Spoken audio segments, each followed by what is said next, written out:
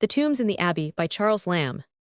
Though in some points of doctrine, and perhaps of discipline, I am diffident of lending a perfect assent to that church which you have so worthily historified, yet may the ill time never come to me, when with a chilled heart, or a portion of irreverent sentiment, I shall enter her beautiful and time-hallowed edifices. Judge then of my mortification when, after attending the choral anthems of last Wednesday at Westminster, and being desirous of renewing my acquaintance, after lapsed years, with the tombs and antiquities there, I found myself excluded, turned out like a dog or some profane person into the common street, with feelings not very congenial to the place, or to the solemn service which I had been listening to.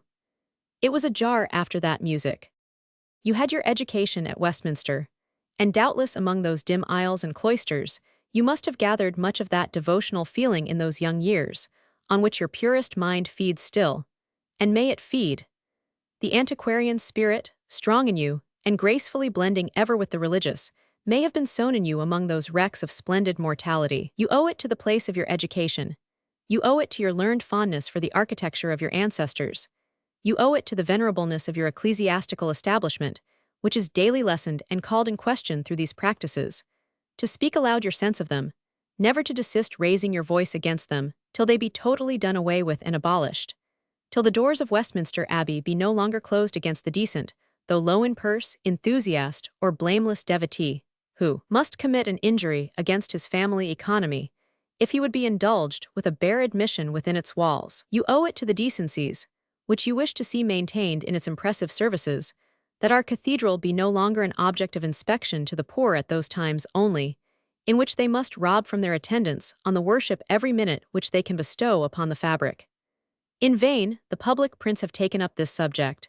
In vain such poor nameless writers as myself express their indignation. A word from you, sir, a hint in your journal, would be sufficient to fling open the doors of the beautiful temple again, as we can remember them when we were boys. At that time of life, what would the imaginative faculty, such as it is in both of us, have suffered, if the entrance to so much reflection had been obstructed by the demand of so much silver? If we had scraped it up to gain an occasional admission, as we certainly should have done, would the sight of those old tombs have been as impressive to us, while we had been weighing anxiously prudence against sentiment, as when the gates stood open, as those of the adjacent park, when we could walk in at any time, as the mood brought us, for a shorter or longer time as that lasted? Is the being shown over a place the same as silently for ourselves detecting the genius of it? In no part of our beloved abbey now can a person find entrance, out of service time, under the sum of 2 shillings. The rich and the great will smile at the anticlimax, presumed to lie in these 2 short words. But you can tell them, sir, how much quiet worth, how much capacity for enlarged feeling, how much taste and genius, may coexist, especially in youth, with a purse incompetent to this demand. A respected friend of ours, during his late visit to the metropolis, presented himself for admission to St. Paul's. At the same time, a decently clothed man, with as decent a wife and child, were bargaining for the same indulgence. The price was only 2 pence each person. The poor but decent man hesitated, desirous to go in, but there were 3 of them, and he turned away reluctantly. Perhaps he wished to have seen the tomb of Nelson. Perhaps the interior of the cathedral was his object, but in the state of his finances, even 6 pence might reasonably seem too much. Tell the aristocracy of the country, no man can do it more impressively.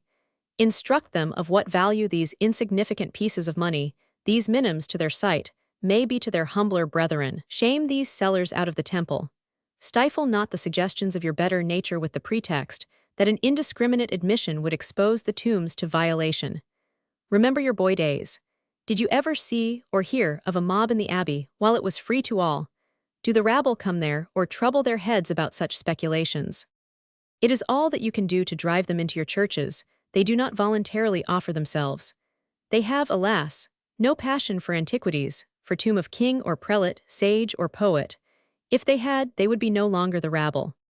For 40 years that I have known the fabric, the only well-attested charge of violation adduced has been a ridiculous dismemberment committed upon the effigy of that amiable spy, Major André. And is it for this, the wanton mischief of some schoolboy, fired perhaps with raw notions of transatlantic freedom, or the remote possibility of such a mischief occurring again, so easily to be prevented by stationing a constable within the walls? If the vergers are incompetent to the duty, is it upon such wretched pretenses that the people of England are made to pay a new Peter's pence, so long abrogated, or must content themselves with contemplating the ragged exterior of their cathedral? The mischief was done about the time that you were a scholar there. Do you know anything about the unfortunate relic?